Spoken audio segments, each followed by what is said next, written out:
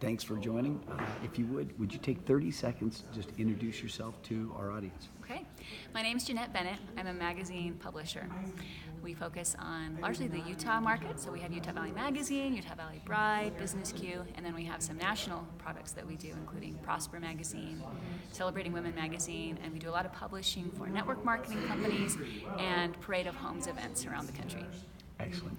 Do you have any mantras that you find particularly relevant in your life right now? Okay. One of the ones I think about almost every morning is I say to myself, your actions are evidence of what you want. So for example, when it's 5 in the morning and I don't want to get up, I'll say, well, your actions are evidence that you don't want to go running or that you don't want to finish that project that needs to be done by 8. And so I think I need to have my actions be evidence of what I really want. So that I remind myself what it is I want so that my actions will match it. I think of that almost every day. I also am often telling myself to slow down.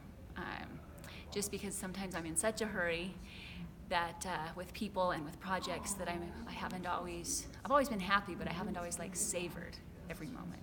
And so I've been telling myself to savor and to look people in the eyes and just to slow down. Excellent. 2 or 3 books everybody should read. The book that has probably come up the most when I've interviewed entrepreneurs is Good to Great, and I love that book too.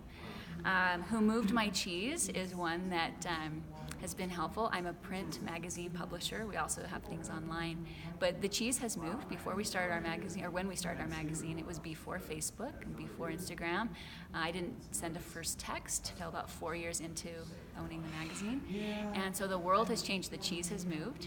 And so instead of just standing at the cheese station being mad that the cheese isn't there, I've tried to be mobile and see where the cheese is and stay true to what we're good at, but also change things when our clients need us to. Excellent. 2 or 3 habits that you think have just transformed your life, empowered your life. 2 or 3 habits. Okay. One of the habits that I think is important is using your drive time wisely. And sometimes that is silence. Sometimes that is prayer. Sometimes that's returning calls. Sometimes that's preparing myself for the next thing. So if I'm transitioning from home to work or work to home, I want to decompress from it for a minute and then get my A game back on for whatever it is, so that when I walk in the door as a mom, I can give them my best and not just come home and give them my exhausted self. So that's one of the things that I really try to do and have it be a life motto. I like to lift people up. I like to tell people what they're good at and focus on that rather than tell them one thing they could have done better. I find that it's just more helpful to motivate by positivity. And as a media owner, positivity is a big deal to me because the media is painted as being negative, and that's often true, but I didn't want that to be true about me. And so I like to focus on what's going right. So it's kind of like there are the women's marches, there are these things, and there are things that are wrong, but my approach is more, let's talk about what's going awesome, because there's a lot going awesome. Excellent. What's the best investment you've ever made? Not necessarily financial, although it could be, but it could be relationship, spiritual, emotional, whatever. The best investment is probably in my health. So I about a year ago decided I've got to spend time on me, and so I started blocking out about an hour every day to either go to the gym or go running. And so I've been doing running, and there's lots of things it could be, but for me that has been a great investment because I'm able to take the brain that's been going crazy all day, turn the brain off, turn the body on, and go out and hit the trail and just decompress, and then I come back and my brain's ready to be turned back on. It's been a good investment in my future. Excellent. Last question. Billboard, if you were going to put a word or a phrase on a billboard after you pass on, and that's a legacy sort of a question, what would that word or phrase be?